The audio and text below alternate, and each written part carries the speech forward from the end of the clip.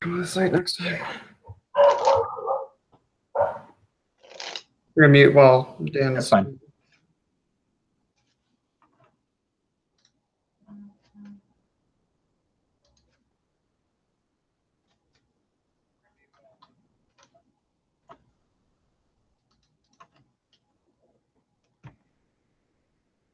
Hey everyone, we're just getting things situated. Dan was a little late, but that's okay. So if you just give us a second, we'll be good.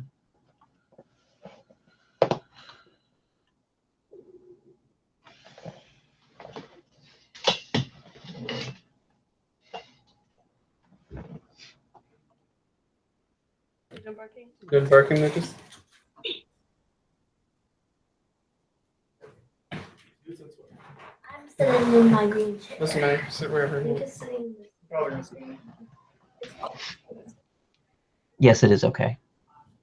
You ready? Yeah, we're live. Oh, we are. Yeah. Cool. Yeah. Ask me anything.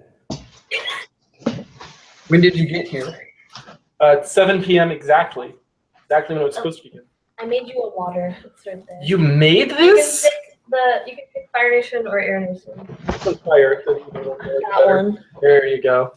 You know that they took on the other 3 nations by themselves, right? You need to turn the emblem outwards so that people can see. The reason Cool. the Fire Nation is the best nation is because they took on the air, the water, and the earth all at once, and were winning until some bullshit happened at the end. Yeah, it was a lot of bullshit. There's a lot of bullshit happened simultaneously. Some doodler. Like, oh, we got this superpowered comet. Cool. It doesn't matter because the only battle that really matters for this all-out assault is between Aang and the Fire Lord. That's true. That's very true. So this So, stream is actually ask us anything about Chester. Avatar, The Last Airbender, or Legend of Korra. This is yeah, Avatar chat.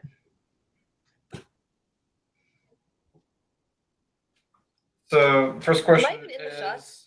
No, I No. am. The first question is, where's your box? I don't need the box for this one. I will be too tall. It is right here. Second question is, why were you late? I was not late. I was exactly on time. He was exactly Like on a time. wizard. Like a wizard. I arrived precisely when I meant to. And the follow-up answer to that one is, my dog, I think he killed a deer or something in the backyard, and just keeps coming up with deer parts, and we have no idea. So we were looking for that for a while. I mean, did Shepard kill a deer, or did he just find a dead one? He keeps coming up with deer parts, Interesting. so, and they look fresh, and Ish. and it's not inconceivable that he took one down. So I don't know. We spent a while looking and couldn't find anything. So, Or he ate the whole thing. or he ate an entire deer, which that's. I mean, that's theoretically possible. Theoretically, I feel like he'd be a little bit fatter He is a if he dog. did. Deers. Okay, well, let's go ahead and get started with the actual Shard AMA. So if you have any questions, feel free to send them our way. We'll answer them as they come in. Once again, there is a delay.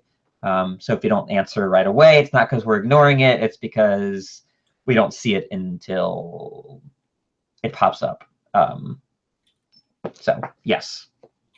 Go ahead, please. Do any of you guys have any questions to start us off? Are we doing the thing between each question? So it makes it easier to edit to do individual things. Yeah, yeah. So last time we neglected timestamping on stuff, and so for this video we will timestamp our questions as best as we can. We can't promise it's going to be perfect, but we're gonna try to, so people can kind of see a table of contents and go from them. Yep. All right. So we actually do have our first question in, and the first question is Zobek Zorander here. So, what will be the general details of the new era? To be determined at the current event. Yeah, a lot of what's going to happen for the new era greatly depends on what's going to happen at this event. So depending on the choices that the players make for the event will determine what happens story-wise in the next one. We have some general plot lines that we have kind of like archetype skeleton stuff, but we haven't filled it in at all because we didn't want to try to project a condition on either the success or failure of this event. And I guess success or failure is kind of the options that are available. We have a general figure out, like a general what's going to happen with each decision, but yeah, nothing is really filled in detail-wise about. I think we've got pretty much every kind of. I mean, we detail. always say that we have every contingency sorted, but I mean, humans are humans, and humans will do shit that nobody can keep in mind. That's why we have really incredible prisons. The one detail I think we can say is that next era the PCs will not be playing Strong Souls. Yeah, there will definitely not be Strong Souls. You will not be able to play the same character that you're playing now as a player. The characters may exist as NPCs depending on how things exist going forward, but they will be staff controlled in that realm. But on the same path, that's why we keep trying to stress that at this last event, whether you've been playing the game for years or this will be your first one, everybody's going to have really equal impact on what's going to happen in the next era. Yep. It really depends on you guys. And also, we are not committed to any one solution that you guys go for. We're just prepared for them. We're prepared for them, and we're rooting for certain ones. I have my favorite. For good or ill. I have my favorite. I don't like your favorite. We're rooting for a variety of options, but we're not going to let that influence the outcome of the event. All I can say is that every single kind of possibility that we've thought up is good. Yeah. It's very interesting. Yeah, it's an interesting story to play. Yes. In the next era. Next question is. Yeah, if we didn't answer that question, so go ahead and feel free to follow up if we missed your question or don't understand it or whatever. But yeah. Honestly, the answer is we don't know yet because we don't know what the PCs are going to do. Right. So we'll be able to give you a better idea of that after the last event. Yeah. And we will be releasing those details and those general details and whatnot as we go and as we get closer to the relaunch. So jump onto Mike Geiger's question here, which is what has happened since the last event in character? That one might make more sense to talk about right now, though. We'll come back to it. So the what has happened since the last event in character is a broad topic, and we will be releasing like in-character snippets, especially over the next couple of weeks. Renee already typed up one with regards to the Seoban nations, but the general happenings have been a general disquiet amongst almost every single nation. Specifically, the biggest to-do is around Sagav. Sagav literally is collapsing in on itself at this point. Sucks there now. There's a complete what's the word? Breaking they're in a recession. Dissolving of the government that does happen there. And destabilization. A really, really bad recession. Yeah, it's a really bad recession. Let's go ahead and take out the entire middle class and see what happens. All their workforce left, and then they left an incompetent ruler in charge, and things just did not go well. So we'll have more information exactly what's happening on the in-character scene coming up fairly regular. I'm hoping for a post every other day. We'll see about that. They're going to build a wall. They're going to build a great wall, or a great ward around it. They make the best wards. Yeah, they're going to make New Haven pay for it. All right, next one. Marty Minan asks, when will the legacy system be available for viewing? Between the end of this event and the beginning of the next era. Yeah, and to be less kind of oblique about it, we're going to put that way ahead of actual release of the game. So expect it probably within 1 to 3 months of the finish of this event. Our big focus right now is getting this event done, and then it will be putting the nails in for the beta of the first edition of the game, or version 3. and then we'll do a play test, some kind of like mini event play tests with the new system, and then we'll transition into a full broad spectrum release. So we can't really tell you a lot about the legacy system other than it will influence, or it will kind of really influence how a character plays in the next game. Yep. What about? Are there 3 colors to choose from at the end? No, there are 4. There are Five. There are 5 Five colors to choose from at Five the end. colors. That's okay. So I see the reference there is Mass Effect 3, and just to delve a little bit further into that question, Mass Effect 3, the whole thing was the end. You got to see the end of each individual thing. The 3 colors was just the end of that individual mod. So individual mods, you're going to see like a series of like 5 colors, and then the next mod will be a series of 5 colors, and then the next mod will be a series of 5 colors. And the ending isn't necessarily going to be the last mod. It's going to be the entire event. So I wouldn't look at the last mod and say this is the decision that's going to choose everything for the next era. It chooses a lot, but it doesn't choose everything. It doesn't choose everything. And honestly, more of the next era is going to be chosen from how players interact with the epilogue and what we're doing with the epilogue stuff.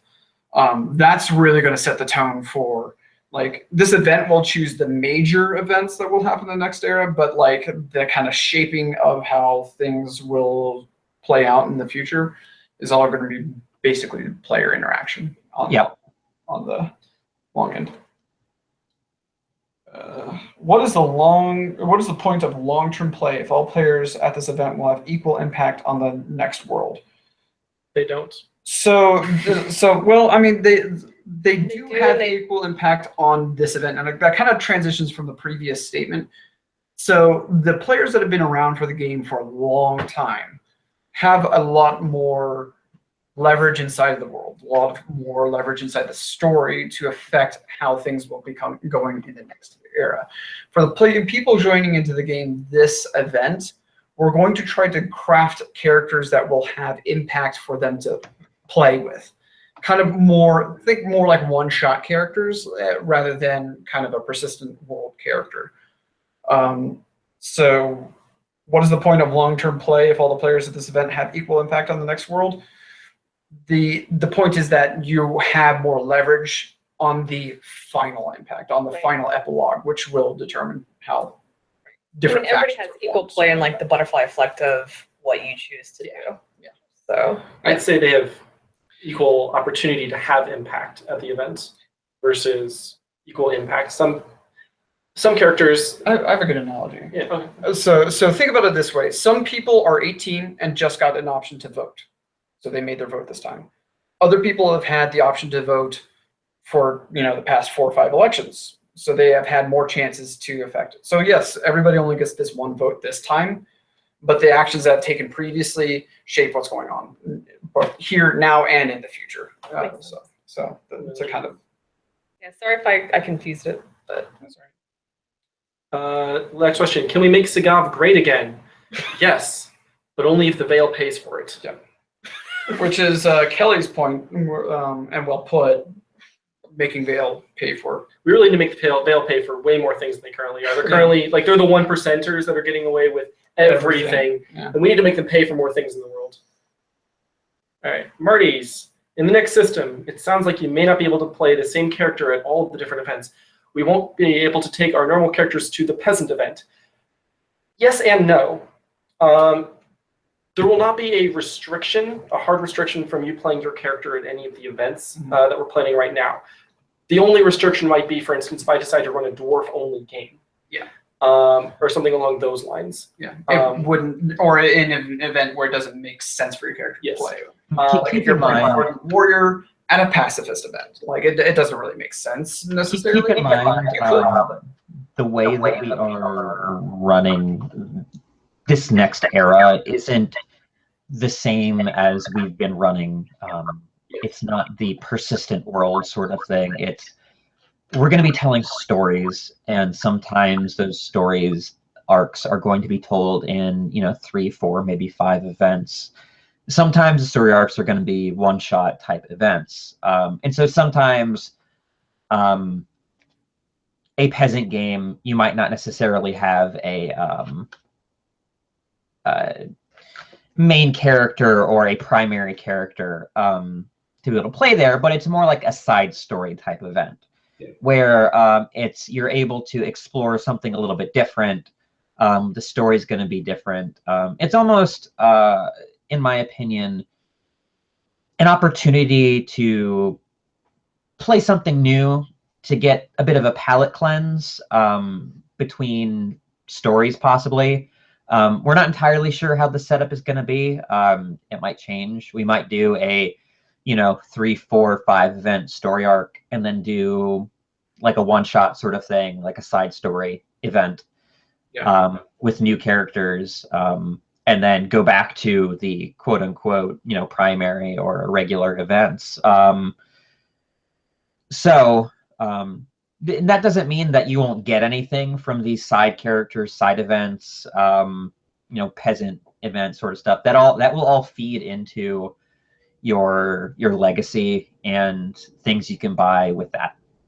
Yeah, if anything, I kind of would want to stress is that our next edition of gameplay will not be so focused on single individual characters, but on being part of a greater story. And when you're leveling up something, you're not necessarily leveling up the character, you're leveling up the legacy that you can bring to any of the characters that you play.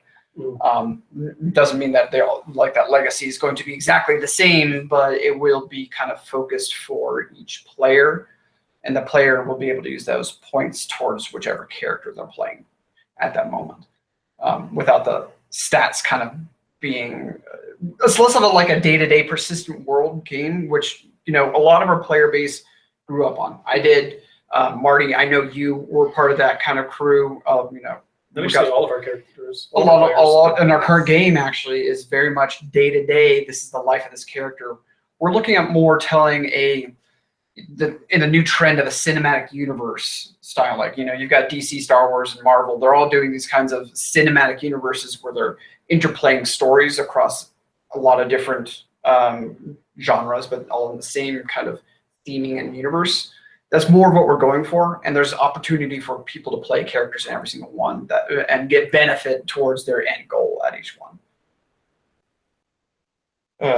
Marty then asks, will there be a primary campaign that we can play as our main character? Yeah, right now, we are looking at having a primary campaign for the first year, I believe. Yeah. And then after that, we're not sure exactly what direction it's going to take. We may continue to do another primary campaign. We may branch off and do individual campaigns, similar to Marvel, how there's the Avengers movies, which are the main campaign, but then there's Civil War, Iron Man 3, Winter Soldier, Ant-Man. There's all these other side stories that go on in there with primary campaign events happening sporadically. Yeah. The whole point of this is to emphasize the character play, not necessarily the player playing stats. So it'll be different. It'll be a different way to play, and we're going to be playing probably less frequently on the main events, but with more smaller events interspersed in between. And one thing I'm just going to side note on this. Every single time that we run like a clear, concise, this is the story of the event, we're not doing side things, it's more fun for us to, first off, plan, and they've every single time been better received. Yeah. Every single time. Statistically, with our surveys, time after time, whenever we run a focused event, not just a kind of day in the life of event, you get a very, very positive response from the player base. The numbers don't lie on it at all.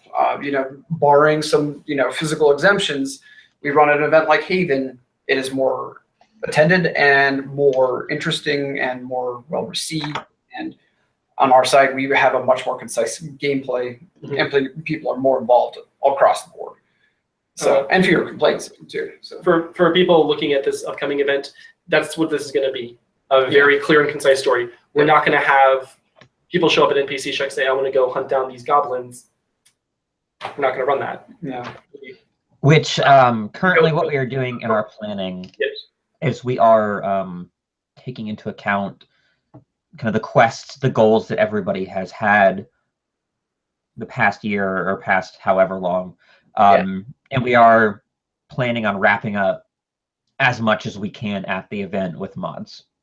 So if you're worried, oh, I'm not going to get to my thing, I'm not going to get to that thing I've been working on, you'll get to it, we promise. If not at the event, then certainly after the event, that's one of the reasons why we have such a long breadth between this game and the next game. We want to make sure that we cover as many people as possible in their epilogues before we kind of like put the nail in this era. Did you ask for the paragraphs? Were you getting any of those? I mean, a couple, but not A couple. I mean, we want, so going on with what Dan was saying, we want people to tell us what you've been actively working for. If you haven't written to us yet, please feel free to write to us at least a paragraph or so about what you're working towards or accounts of. Yeah, history of your character, that kind of stuff. It helps us focus on what we give you. All right. The next one down from that is building legacy. Yeah. And so Marty Meanahan asks, am I correct in assuming that people will be able to build their legacy starting in the next system? Old characters will just have a head start. Yes. Yeah, it won't be a huge head start, and again, I want to emphasize for the players looking at joining next edition, it's not going to be a disruptive head start. Yeah. They'll have advantages on certain things, but it's not going to be like, oh, they can do more damage. There's no point for me playing. It's more like an understanding of how the world. Yeah. The closest approximation would be, for instance, one thing we know is going in the legacy system at this point is playing restricted races. Yeah. It's not going to be you need permission. It's going to be, put in legacy XP in there. I can play a Hybrid, I can play an Umberling, I can play Fae. That's going to be in the legacy system versus needing to come to us for permission to do it. You just say, I have a legacy experience. I'm going to go ahead and play that. I like that race. Yeah, and that would be one of the things that is kind of availed to the older players. Yes. Or the returning players, I should say. So you know what it is you're doing more, so you have a head start. So yes, you will have a head start. Yeah. Next question. Mike. Go ahead. I was going to say the next question is, can a legacy, this is from Mike Geiger, can a legacy be used to play a single character through all the events, even if an event doesn't cater to the single character strengths? So, Kyle, I can answer that one. Go ahead. Yeah, go ahead. So the answer is yes and no. So for example, the way that we're envisioning how legacy will kind of build out and develop is that it will be a list of abilities that you have access to as a player. And then you can choose a certain number of those abilities to play on a character. So some abilities may, don't quote me on these as actual abilities, but like Master Thief can unlock any door. May not make sense for the person who's not a thief. So you wouldn't necessarily use the Master Thief legacy power on that particular character. The set of powers that you can play per character is going to be small and transient. You can change them in and out. The set of powers that you have access to as a player will be larger, and by playing the game more will give you more access to buying more legacy powers. Trains in the distance. So that's kind of yes and no. It is accessible to all the characters you want to play them with, but no, it may not be relevant to every character you want to use it on. So, if you have the passive skill, probably don't want to use it on the Berserker. Additionally, you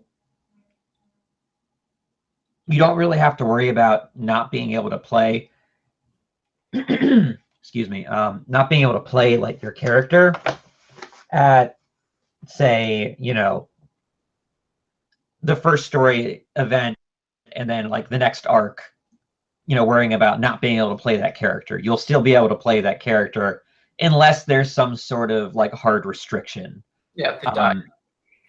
Which, for anything that would be considered like a main story or main campaign or, whatever you want to call it, you can pretty much play whatever character you want. I would even say, if you want to play your peasant PC, you can play your peasant PC with no powers and no stats whatsoever in the main campaign.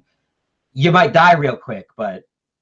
We are looking at changing pretty much every single function of the way that lore building is handled right now. Yeah, you cannot take anything from the current game mentality and be able to really apply it into the next game setting. Like there's going to be very little transition, which is one big reason why we're saying we don't want to bring characters from the old game into the new one. It would just be far too messy. We're restricting not just mechanically a lot of things, but story-wise a lot of things. But we're enabling a certain things as well. For instance, if you're worried about like I lost my character's XP, I went to this event and put XP towards this character, doesn't really function that way. Yeah, that won't hurt you to attend a game as one character. It like if you wanted to play a game as just a regular peasant for one game, it's not going to affect your progression for any of your other characters. It will kind of we're being very vague, I know, but we don't want to give promises towards anything that we're not fully ready to. We have a good general projection, but I don't want to commit to it until we're ready to commit to it. Right now we have a skeleton built. Yeah. And you're asking us about eye color. Yeah. Well, no, it's a good relevant question. It's not to dismiss it. Yeah. Like, but I just want to emphasize that our hesitancy towards giving any specifics is something of, we don't have a solid answer. Yeah. All right, Marty. Roy is here and wants to know if the Knights of Nerbiddle are going to have time to deal with their own stuff this event. It depends on the stuff, but if it's relevant to the main story of the event, yes, at the event. If it's completely off the wall, out there, out of nowhere, probably we'll set not. up a time with you. We'll do something outside of the game, after the event. We'll set up a time to do either an online thing or before. Before. We have some time before. So. But if it is relevant to the main story of the event or the main story of the game, then yes. The best thing to do would be to message one of the 3 or 4 of us, and we will make sure that you get heard, if nothing else. I can't guarantee that what you want will happen because I don't know what you want. But I can also guarantee that we actually do have something planned for your group. Yeah. We have more than one plan. We do actually. Yeah, A we've lot of been things writing planned. away. We've been writing that. So, and for most groups, we're trying to make sure our adventures and mods that we have Yeah, we've been are going to be the most relevant to We've us. been using the Facebook RSVP list to basically write something for every single person who's RSVP'd. Yeah, So that's another thing. If you haven't RSVP'd yet, please do, because we're using that as Even for the our new basis. players. Even for new players. Yeah. And to answer Roy more directly, we have something for you too. Yes, yeah, something specific. Yep, we do. Yes. So I hope that answers your question. Margie here.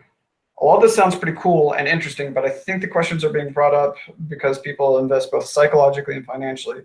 Are you guys considering options for those who can't afford to invest in multiple characters deeply, frequently, as you are mentioning? And the answer is yes, we are.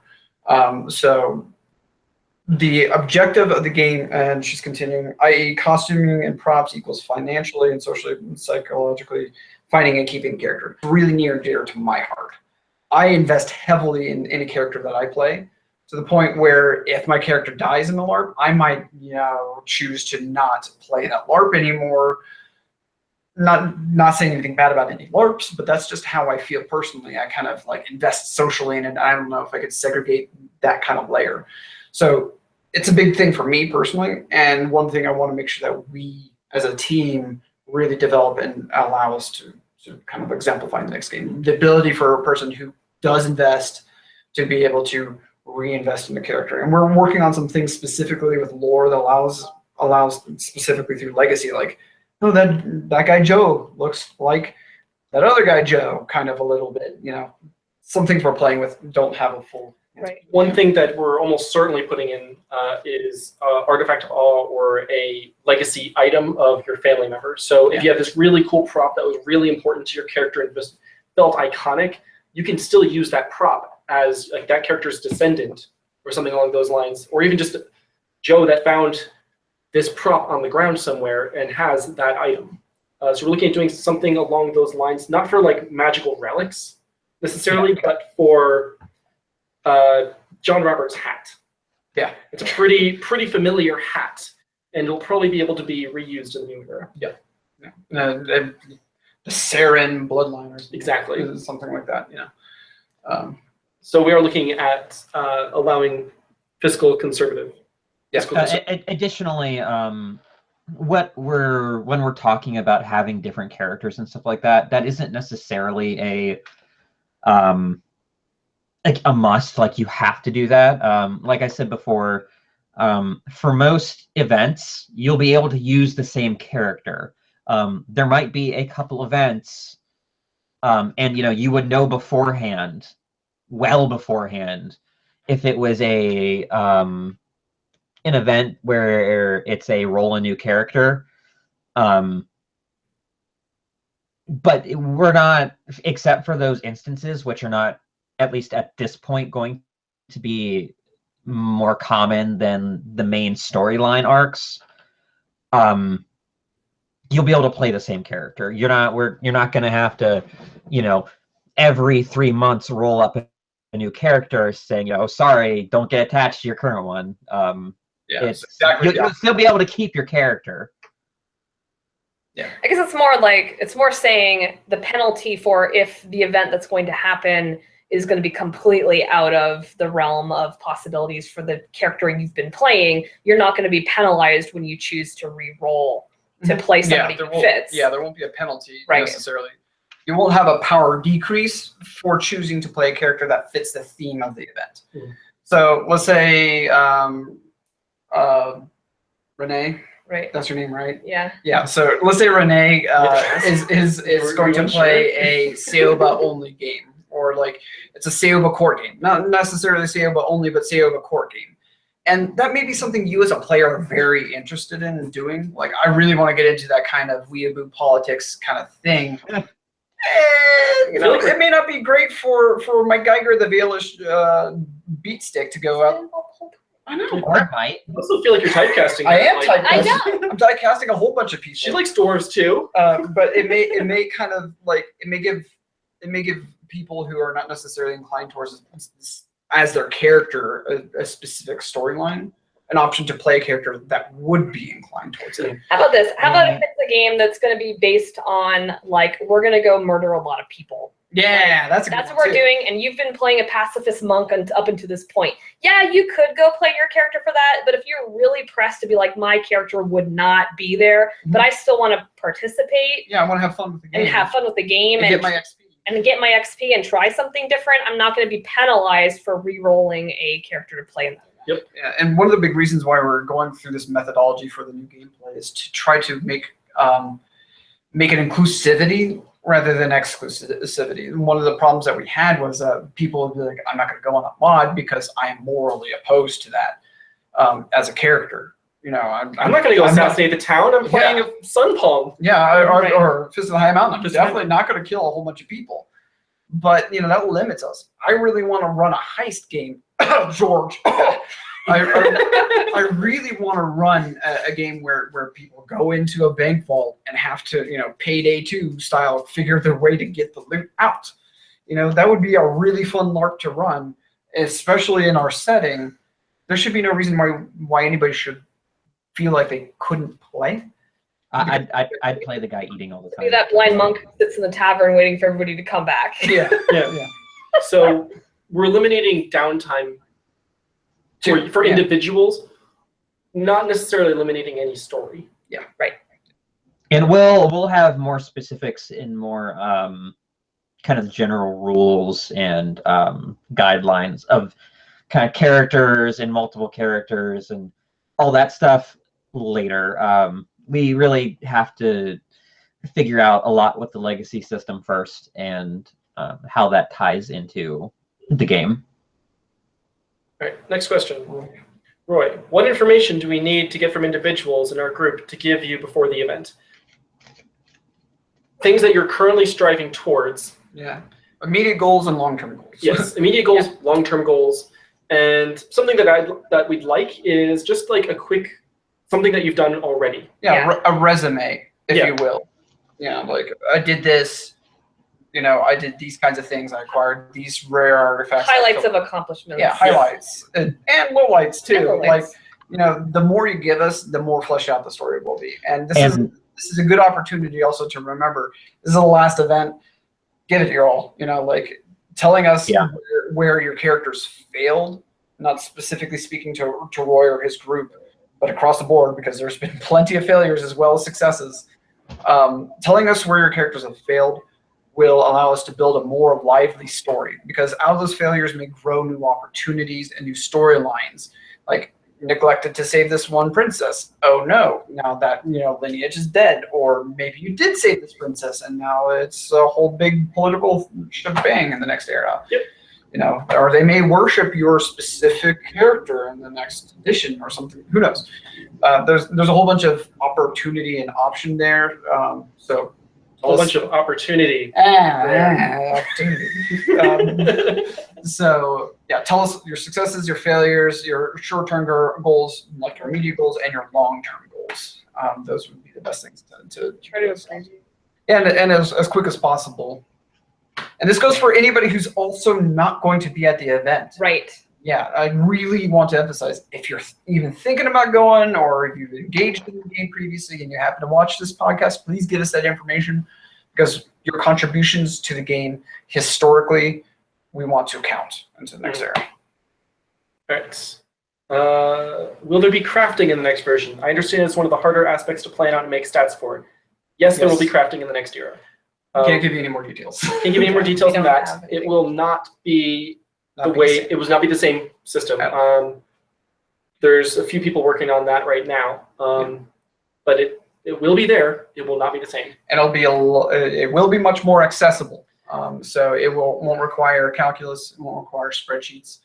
But theoretically, at least on the front end. So one thing that I'm going to talk about this one actually. One thing that I want to talk about for the crafting system that we're looking at doing in the next era is, rather than having I throw X of this ingredient and X of that ingredient into the magic pot and I get the thing out, we're looking at having blueprints for crafting things there.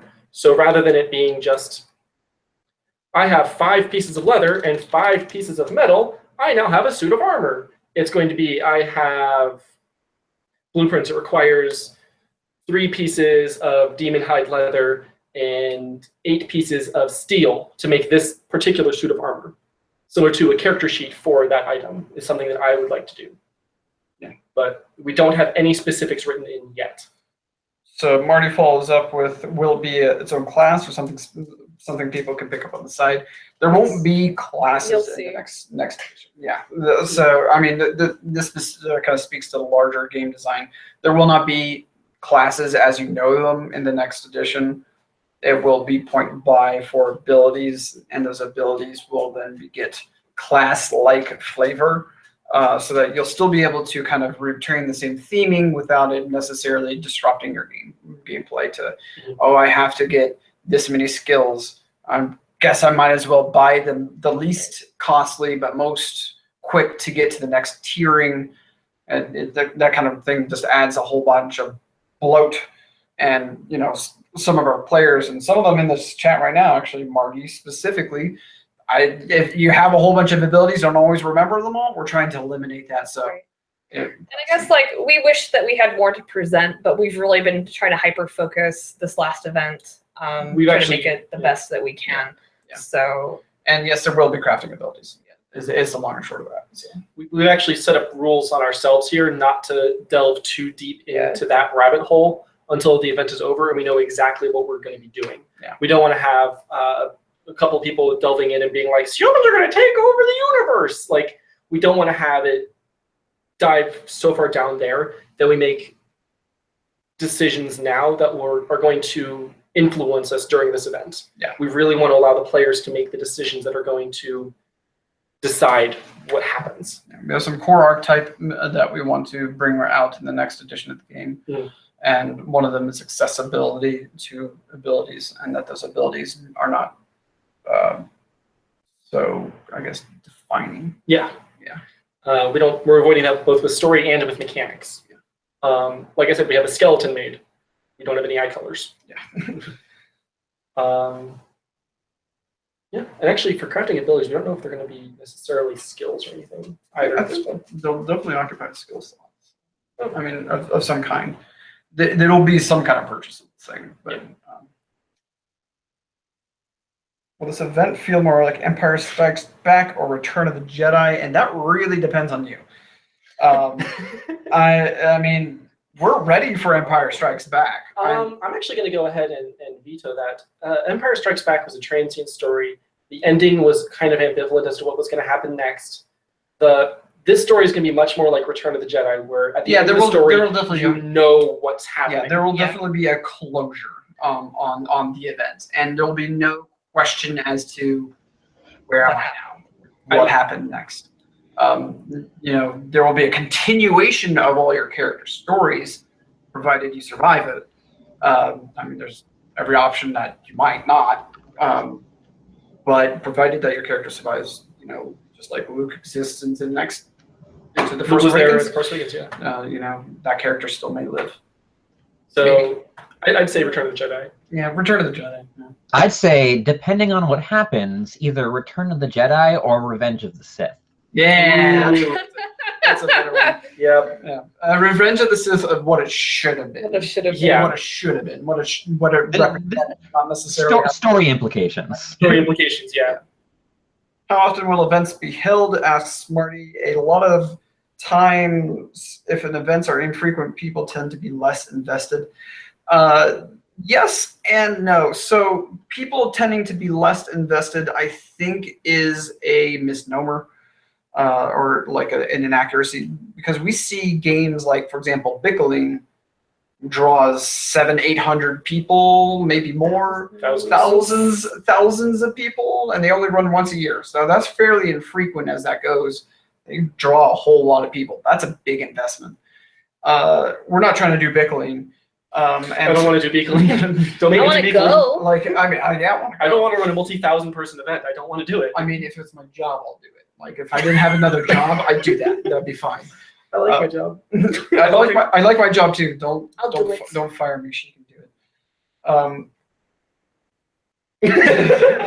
Okay. Let's get to that question. Well, no, we'll finish off Marty. Yeah. Marty's question is kind of poignant. We're trying to make it so that they run at least once a season, and we're leaving options open for players to run their own games. That's the big one. Yeah. And the game architecture will allow for players to run their games and bring people into it. People will get their points, and the game gets the money that it needs to kind of operate, and maybe on a bigger scale.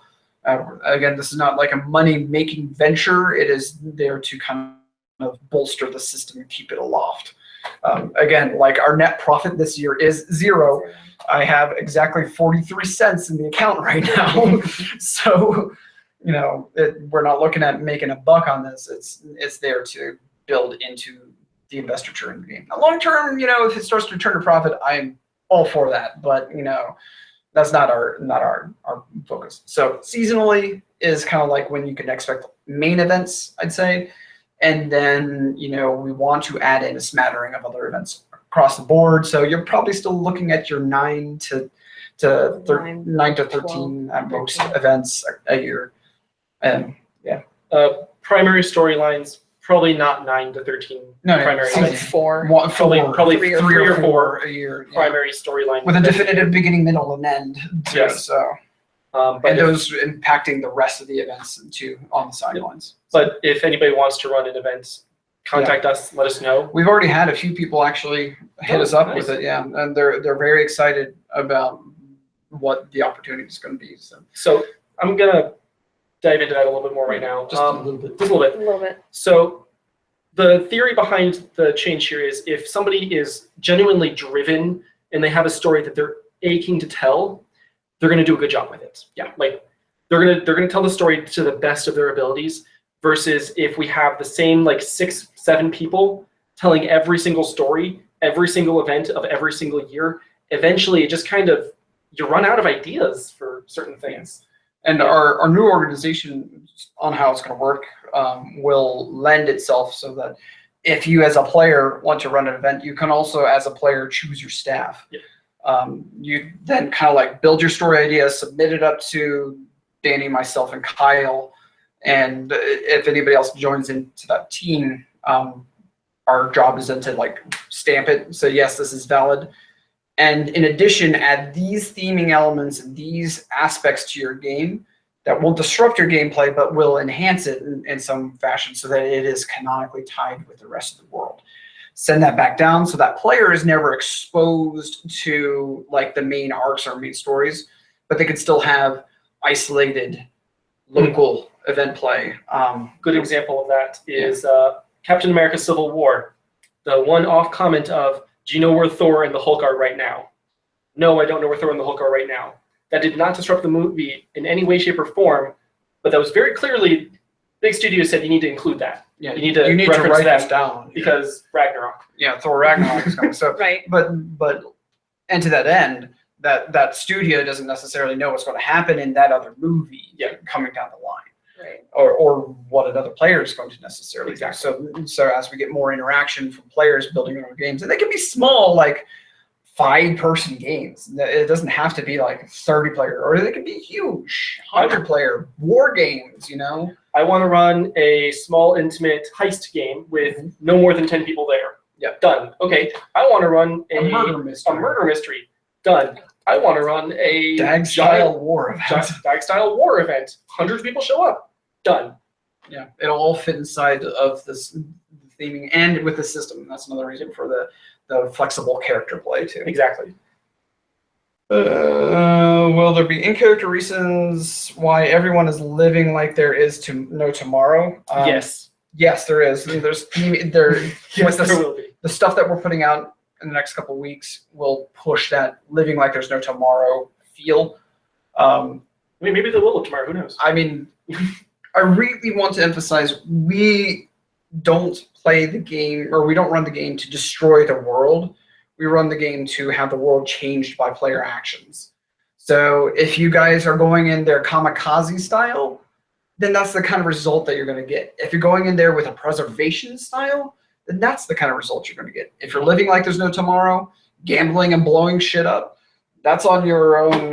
That's on your own character conscience to deal with, and the repercussions for your character nuking themselves on the way out will be felt into the next game. You know, they may be a pariah because of those actions, or they may be lauded because that was exactly what needed to happen in that moment.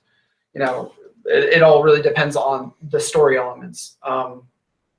So yeah, there's some in-character reasoning that will kind of add a layer of mysticism to it all, and that'll help push that particular element of the story along. Cool. All right. Mike Geiger says, "Why would you say such hurtful things to me? I never speak of the prequels again. They don't exist to me." But Mike, Misa love you. Look, I mean, some people just don't have as many midichlorians as others. All right. I mean, really, your relevance to ongoing political events is based off of how many midichlorians are in your blood. I mean, we don't make those decisions. All right. Next question. From Kevin, is there a primary storyline that we should be aware of in character for this next event? Yeah, probably. Yeah, more or less. Yeah. All right. So the primary storyline to be aware of going into this upcoming event. I'm pulling it up. Is there anything we want to Keep moving. We'll come right back to We're that. gonna put out flavor stuff that's gonna. Yeah, but they kind of like the before. What you need to know going in kind of thing. Yeah.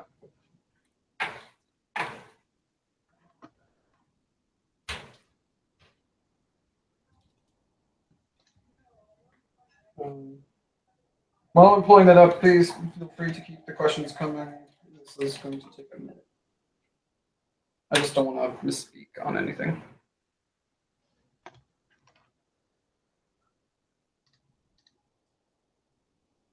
Any other So, questions? in the next system, can I invest my legacy points into making any and all of Mike's characters the offspring of Jar Jar? Again, I don't want to speak to specifics about the system yet because it's really not finalized yet. But yes. So no. Rumor that midichlorians will be the basis of the legacy system. That's accurate. Midichlorians are really just everything comes down to midichlorians. How much midichlorians are in your blood? The soul has nothing to do with it. Yeah, every single person will be blood tested before they come into the game. We'll put it on a petri dish and do a pH meter, and that will determine how much. That's actually why Kelly has been making his career into analyzing blood samples, is so that he can check every single player's blood sample to see the midichlorians before we let them have their character. Realistically, though, to answer that question, legacies are when we're talking about legacies, think of like families or like guilds. So theoretically, you could play, the offspring or the descendant of Mike's character, but you would probably need permission in order to be part of that legacy. Essentially, it's kind of fuzzy because we still don't have details, but you could, but you'd probably need Mike's permission, which I don't think you'd get. Yeah, I don't know. Or Megan. I mean, I don't know. Maybe Mike has a thing for Jar Jar. Yeah, we don't know. He hasn't answered for sure yet. All he said is sad face so far. Maybe he's just sad that he doesn't get to be Jar Jar now. Yeah. So you're gonna be so if you wanted to be a member of the Binks legacy, you would need to get his permission. Is the long and short. Yeah. Some legacies will be some legacies and kind of storylines, however, will be kind of wide open for anybody to join into. Yep. But The Larock legacy. yeah, for example, because anybody can play one. Okay, so So I guess like TLDR, people should probably write in their little paragraph of stuff. Yeah. Otherwise, Brandis gets to be Jar Jar. or something. What happened? Uh-oh. There Broke we go. it. Okay. And it's gone. All right. So the question of story. What you need to so know going far. into this event about Yeah. the main story.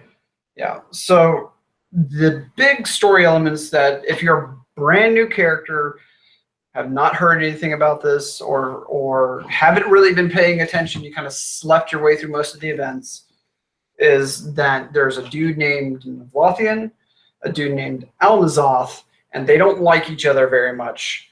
And this is the closure of the story, is actually the ending of a story arc that we brought forth at the very first event that kind of set the stage for the entirety of the game going forward.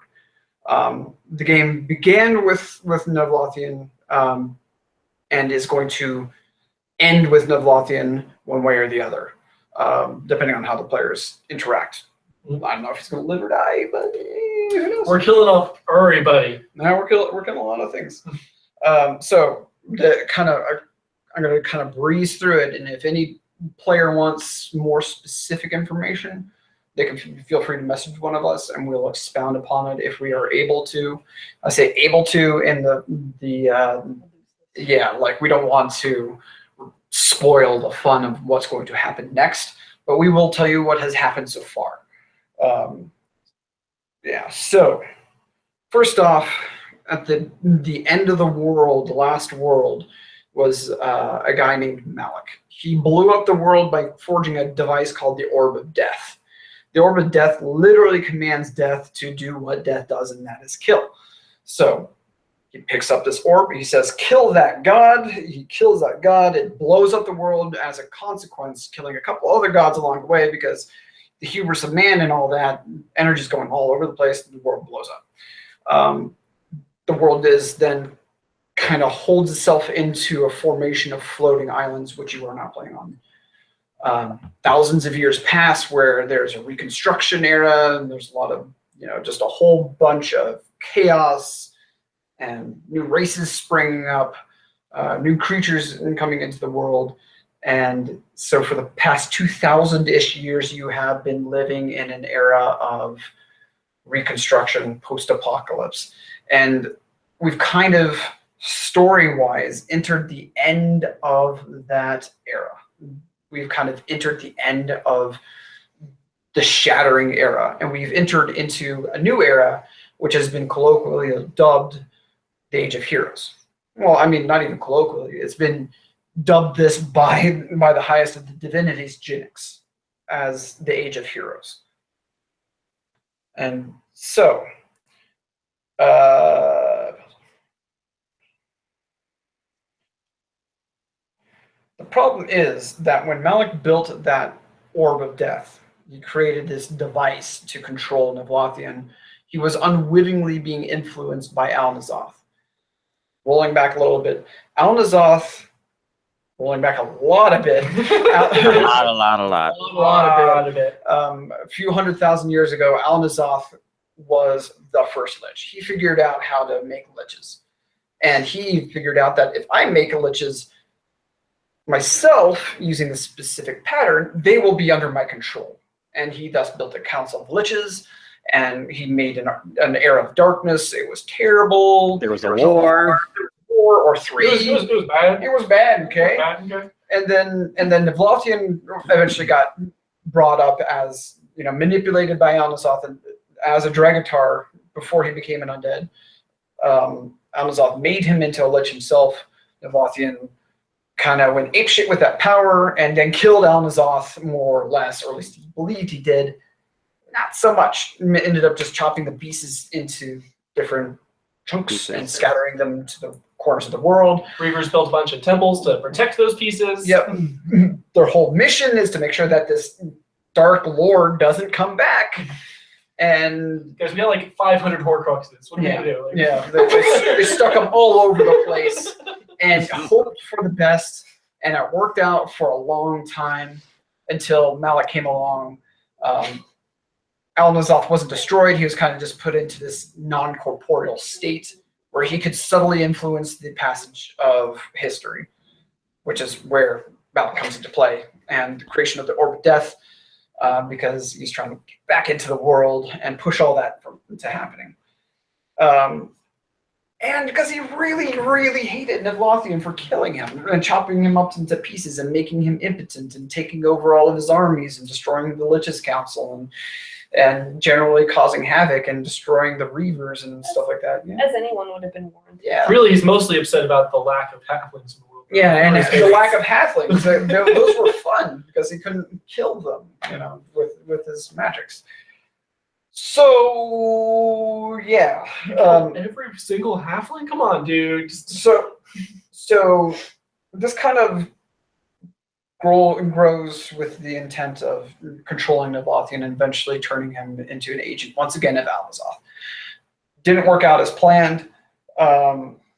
Jinx in the Great War, at the very end of the Great War, wanted to make sure that Navlothian, the Destroyer, who is now being able to be controlled by mortals with an artifact, doesn't fall into the wrong hands again. Because the last couple of times that happened, being a strong soul lich, Navlothian wrecked a lot of stuff in a very, very bad way. So every time he came to power, at least one or two races got killed off. Yeah, and like really bad things. And the memory of these gods and the dragons is very long, and they said, "Nah, we really need to make sure this guy doesn't fall into that kind of power trap again." So they bound him with power in the only way they knew how. They made him the Avatar of Death at the end of the Great War, thus eliminating him from the direct access of Al-Nazoth. Which several characters can have living memory of right now. That was only like 31 years Yeah, ago. that particular that last event where they made him the Avatar was only a Couple of decades. ago. And Your grandparents remember him. Like, Yeah. Your Yeah. parents, you remember him. yeah, there's a whole big story on that, and I'm going to glossing over a lot of details, and this it's one of the strong suits of the game is the details that we have. It's also one of our downfalls on kind of indoctrinating new people. So yeah. So yeah, Al-Nazoth, his plan has been foiled by the High Gods. They thought they've won. He has other means, though. He still has access to the orb by mortal hands. Death is, removed from the world, but now is kind of this oblique power. So Al-Nazoth sets to work to try to get somebody to pick up the Tome of Larok. So he begins to influence subtly the market. Sorry. Yes. Yeah. starts to influence the Marquis de Sade into, which is a character inside of our world, not the historical figure, into. He begins to influence the Marquis de Sade into seeking out the Tome of the Rock. The whole point of this is so that he can put strong souls back on the Maw. And putting strong souls in the Maw allows him then to get access to the Orb of Death and presumably make more liches, whatever. By putting him there, it also disrupts Navalthi's power, making him vulnerable when they go and create the time of no death. This makes this aura of disruption, cutting him off from the orb, allowing him to be vulnerable. Again, this gets thwarted by the players. This is about a year and a half later in the gameplay. They thwart this particular action. Yeah, so then Navalthian does what he does best, and that's to start to try to thwart Almazoth. And again, this whole story is about the back and forth of these two individuals.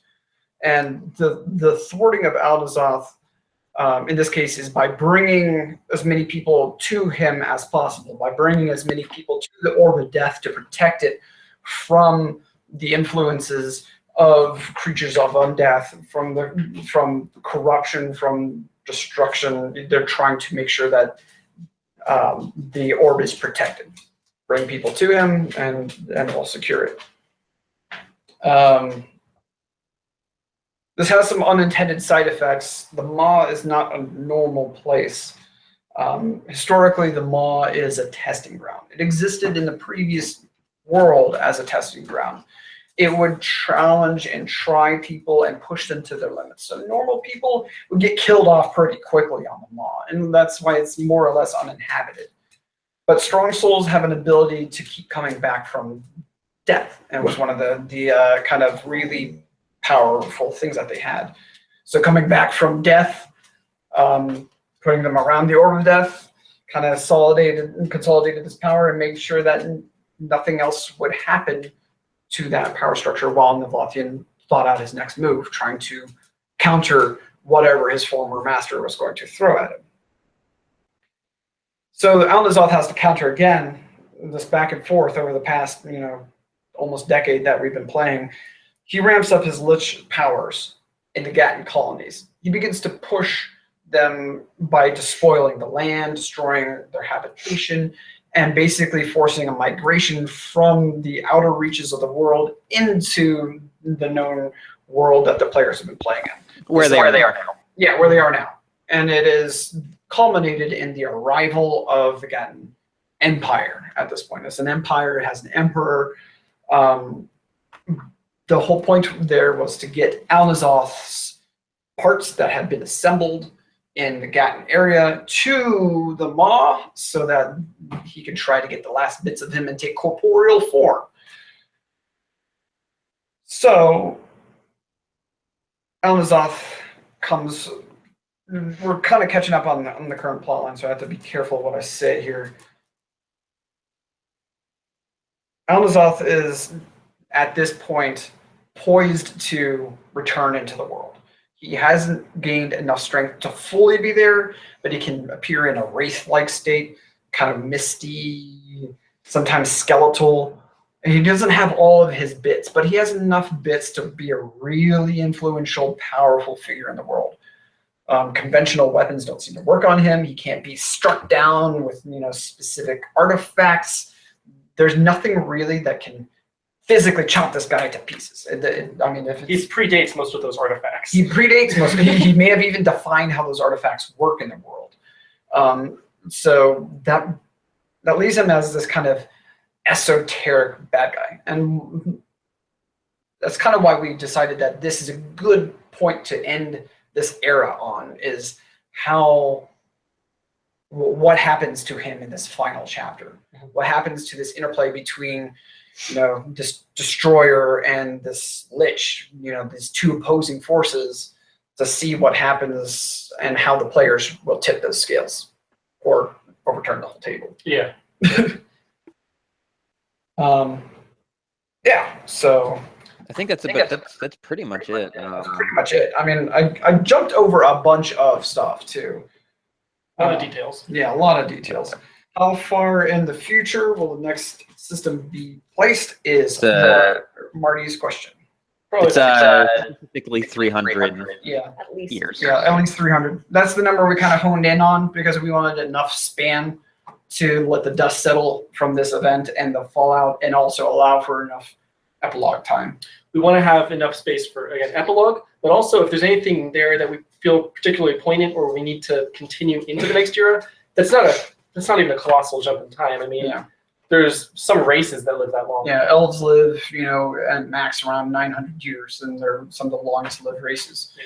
Other races literally don't die from old age. So, So if we want to have something continue, we can have it continue. Yeah. If we feel like that thing should be dead by old age by now, it's probably dead by old age by now.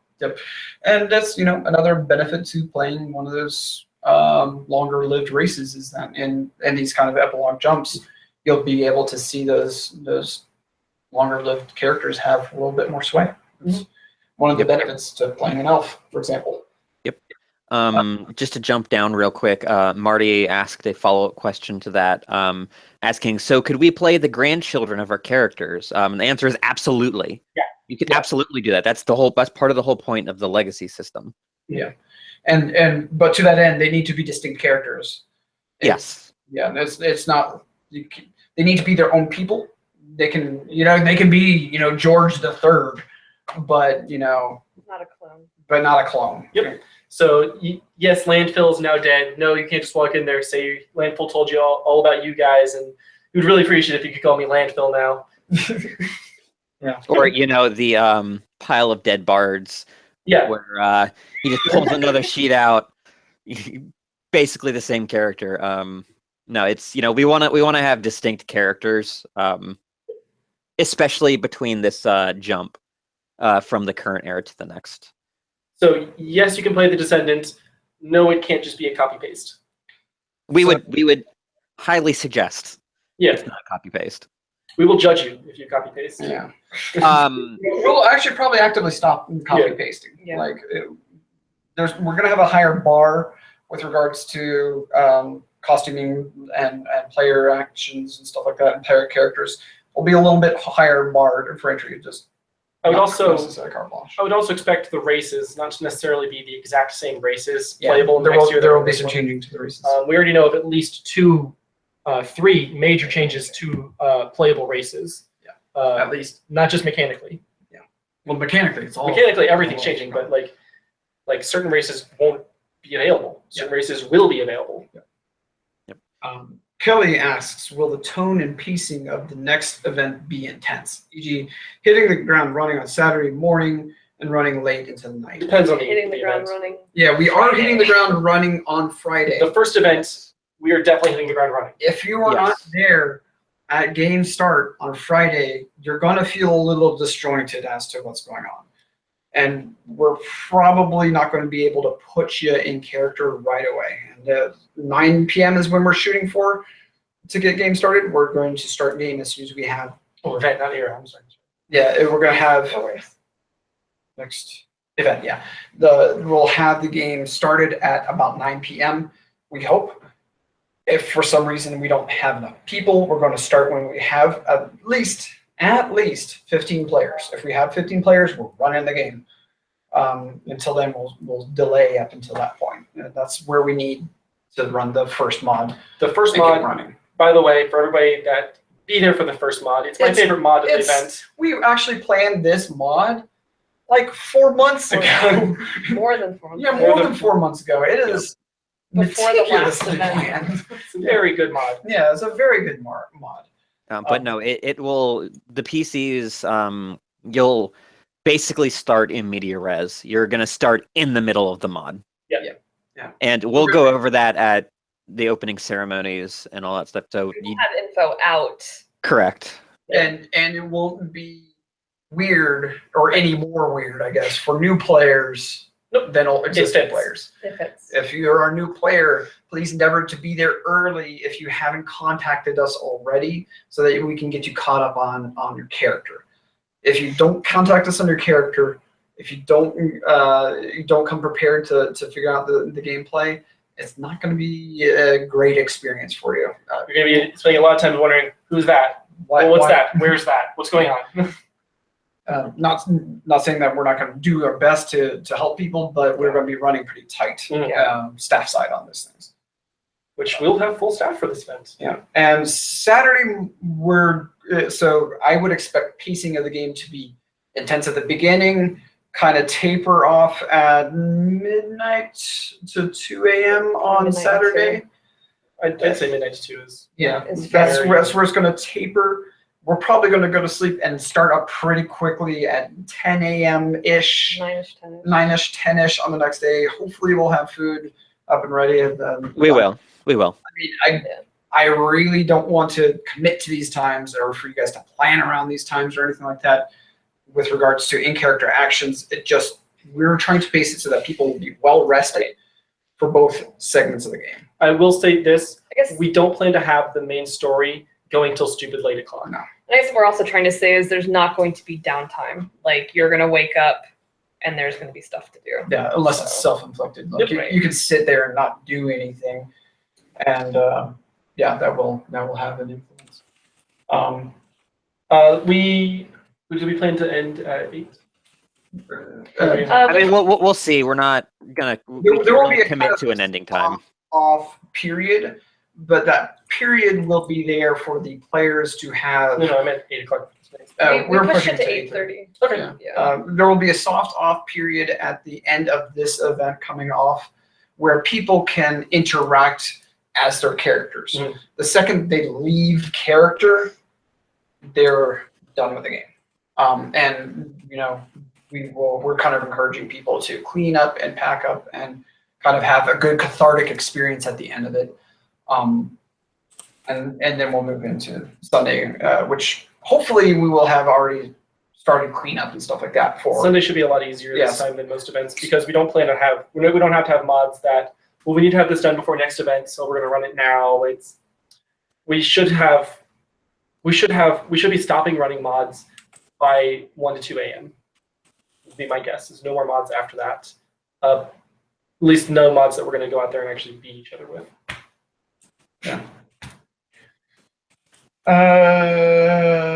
He comes from a long line of Nerbedals. They're all crafters in their own right, wearing the same heirloom clothing and including my ancestral underwear. Yeah, but I'm going to start getting you birth defects. Like you're going to have to start wearing a sclera contact in one eye or like a mole right on this cheek. Mole. Mole Or the right- underwear on the outside of your clothes. If you've ever seen It's Always Sunny in Philadelphia, you're the McPoyles. Yeah. Congratulations. Inbreeding does a lot of good for keeping the line alive. Plus your gnomes, why would they name themselves after, they're not sentimental. So will we need extra staff? I don't think we're going to need necessarily extra staff. However, it does bring up the point about NPCing. Yeah. This next event, we are scheduling NPC shifts for players. So if we're coming for you for a player, we kind of know what you don't and do like to play at this point in time, and B, need you to NPC because this mod, we need your help on. We also thought about who we wanted to be the NPCs Yeah. on it. We're thinking about that, and we're going to try to tell you ahead of time the characters that you'll be NPCing so that you'll have time to think about and build those characters. This is also something we want to do for the next era too. So ordinarily at this point, we would only have 2 more event meetings before the event. We're planning to do 4, and we're making them last twice as long. Yeah. Just so that we got every detail down pat. So we know if you're there, hey, for instance, Mike Geiger just volunteered. Mike Geiger, I know that you're really good at doing this, and I know that you enjoy doing this. And on this mod, I need exactly this. So I'm going to go ahead and write you in to do that on this mod, seeing as your character has no interest in that. That's something along the lines of what we're doing to plan NPC shifts. Marty, do I need to bring the executioner outfit? You can bring the outfit, but I don't think we'll. I mean, he's kind of relevant to the. When would you not? I thought you wore that I mean, like as a bathrobe. Maybe like a family get together, but Really, every single NPC is going to be the executioner. That was kind of the plan. All the goblins got turned into the executioner. Yep. Called us on that story element. Marty, address these in private. Yeah, but Thanks, Marty. directly, no, we don't need you specifically to bring that costume. That character is specific to Haven. Yep. So Haven shouldn't be making an appearance this event. And I'd this be goes- absolutely flabbergasted Yeah, if, would be our, pretty if our good. planned story goes so far outside of the realm of what we consider okay that we have a Haven event in the middle of the event. It would be pretty You would, difficult. it'd be you would difficult. legitimately shock me, and I'm going to go ahead and make this promise now. I will do absolutely nothing outside of the ordinary if it does happen. It would be I difficult. was going to say but not something, I do impossible. something, but I don't want to. Beware. I will probably go from that event to get drunk. How did this happen? Every single staff member quits staffing, quits LARP altogether. We didn't even have any extra planar things going on. It's just supposed to be something. So our time is 8:15. We were planning on going to 8, and we had kind of built a window for it to 8:30. If you guys have more questions, we're welcoming them. I'm gonna check to make sure nobody posted on Facebook asking for stuff. So I actually have something to say to all the players and everybody listening. If you have any requests, or you have anything you think would be good food-wise, I'm going to make a post on the event page. And feel free to make suggestions for food. I've kind of got a general idea of what I want to do for the food, but if you have something that you like that I've made before, feel free to be like, hey, I really liked this. I like Or- the Veilsman's dinner. What? I like the Veilsman's dinner. No, we're never doing that again, Dan. Sausage. Yeah, I like that one. That was my favorite. But yeah, go ahead and I want. if you have any suggestions, anything new as well, we'll consider it. That doesn't necessarily say that we'll do it, but I'll definitely consider it. I'm not doing beef tenderloin, and I'm not apologizing for not doing that because that shit is expensive. If you want to pay for it, I'll make it. But once again, I've learned this from experience. If you just show up with a bunch of steaks and want one and ask him to make one and give him one in exchange, he tends to make steaks. yeah, I'll make steaks for people if they want to bring steaks. There. So, yeah, no, I'm really hoping to make kind of the meals and the food for this event a good one. It isn't going to be like a feast event or anything like that, but I do want it to be a good meals, lots of good food. So, yeah. All right. Any other questions? Nothing on the Where'd it go? nothing on the There's a Facebook. different window. There it is. Happy New Year to you too, Happy New Mike. Year too. Yeah, Happy New Year. Yeah, man. Happy New Year. I had a lot of fun this year. We wanted to come up. We were coming up to Nova last night, but we had some problems with credit cards and shit, so we couldn't make it. I mean, bummed. I was gonna go, but then I didn't. Yeah. And I stayed here and slept. It was really nice. I'm sure it was nice. Marty asks, are we living in the dark timeline? The answer is, who knows? We'll see after this event. 2016's over. We're living in the good timeline. I mean, you guys didn't choose to join up with Patrick. That is one thing. That is true.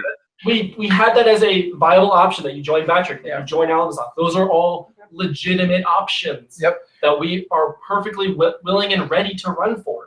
Yeah, we actually had like we had a vampire game plot line kind of. We didn't flesh it out, but we're like, all right, if they choose this, We knew the direction it was going to go. We were ready to run the rest of that event if everybody just knelt to Patrick first thing Friday night. yeah, man, bring it on. You'd be surprised what we're prepared for to have happen. Yeah. I mean, like, so she comes from the player side of things very recently, and I mean, we prepare. You know, for I'm not bullshitting when I say we prepare for you guys to do the unthinkable. You've And surprised us a couple times, but Yeah. most of the time, we're ready. yeah, and the thing is that we entertain the ideas. We choose which one is going to make the most sense, or that we predict you'll choose based off of previous actions, and that's the one that we play out the most. Mhm. So, yeah, we ain't scared. Can I hug us out of the dark timeline? Yeah, sure. I think so. Only if you whisper something into our ear while we're hugging. He's the greatest. He's the greatest hero It of has the world. it has to be careless though. Yeah. Careless. Careless whisper. Too soon. Too soon. Hug us. Oh, it's wholesale PvP. Okay, this event.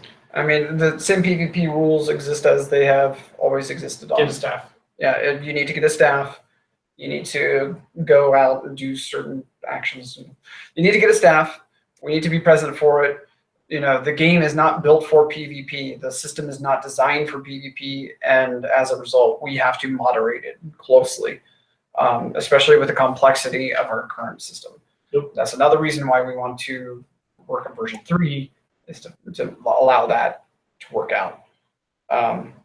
So if you want to PvP somebody, go for it, but you got to follow the same rules, and you know, make sure you're doing it for good in character reasons. Like if you're out there just to, you know, because you didn't like this person out of character for whatever reason, and you know that happens, no griefing. It's got to be an in character action for in character reasons, and you know, we're going to be looking for that. If you come to us like, I'm going to beat up Joe, I'm like, well, why are you Poor beating Joe. He didn't do anything to deserve that.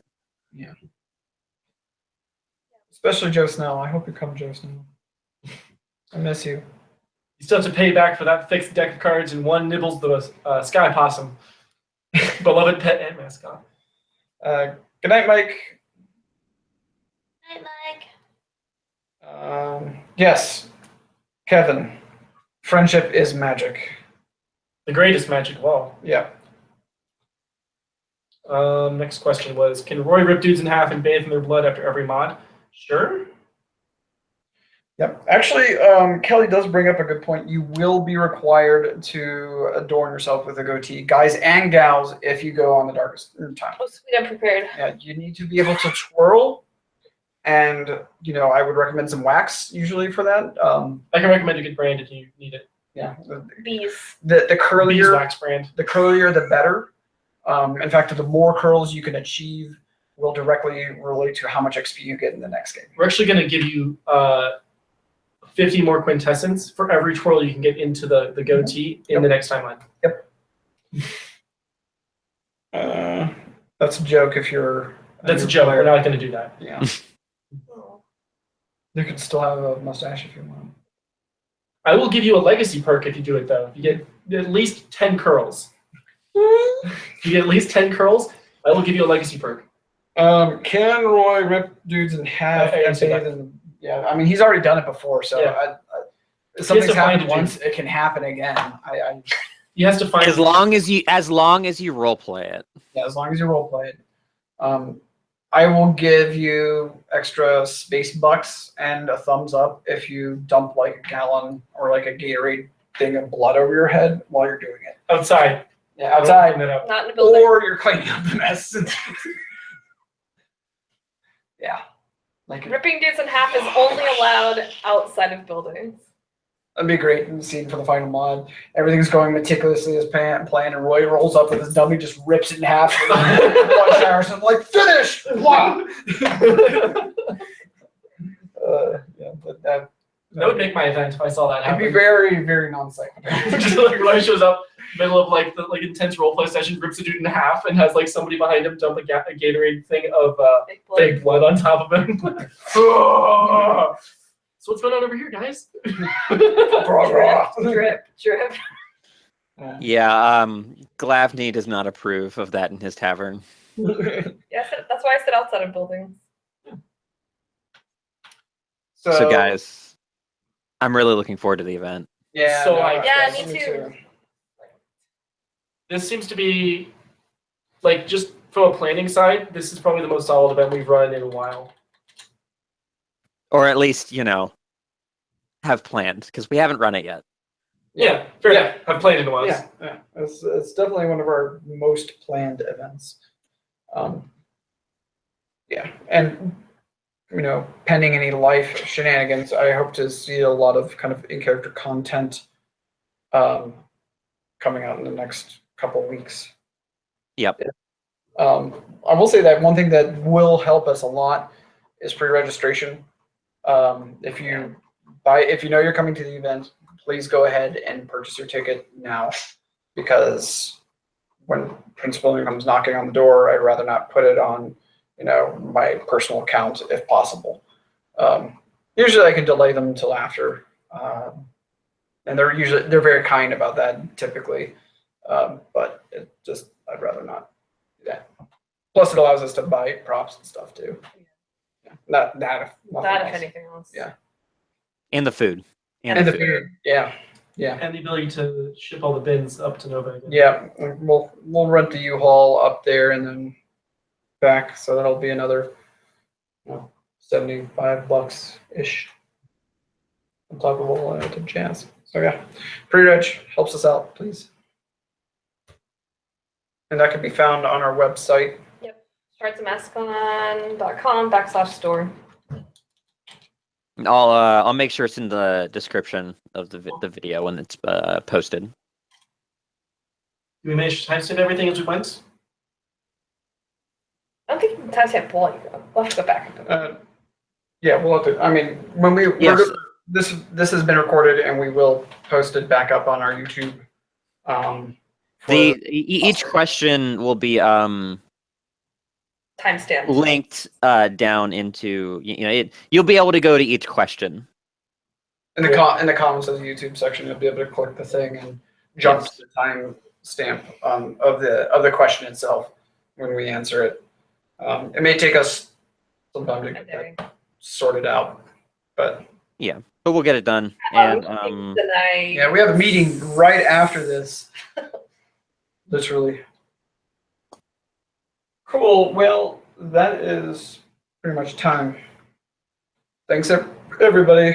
We'll do another AMA probably next week before the event, and we'll also probably do a new player specific one, a private one for them, so that they can ask their specific new player questions. Yeah. So if anybody out there is bringing new players that haven't necessarily committed, or let us know on Facebook, just push their information our way so that we can make sure that we're fully prepared for them. yes. Our goal is to have every single new person prepared before the event, so there is no prep at the event. Yes. They don't need to necessarily have builds. Right. For actually, I mean, this is not secret. 250 XP is what we're going to be giving to new players, so that they feel like they have a fully fleshed out characters. If you're below 250, you're going up to 250. Yeah, if you're below that, you're going Below, up. you're going up. If you have more than that, then you're good, or at least we believe you're good. Some new players that we trust or have expressed specific interest, and we know them as players, are going to have non-player characters. So Right. they may have more XP than that. So those of you who are kind of like laser eyes on those lawyers stuff. We were talking about making some templates for people who just honestly don't know. Yeah. But still want to play. So. Oh wow! So just so everybody knows, and it's much appreciated. We've gotten our first pre-register by Sean Crowley. So Yay! thanks, you're awesome. Thanks, Sean. Okay. Have a good night, everybody. Yeah. All right, night, guys. Bye. Bye. Bye. Bye. Bye.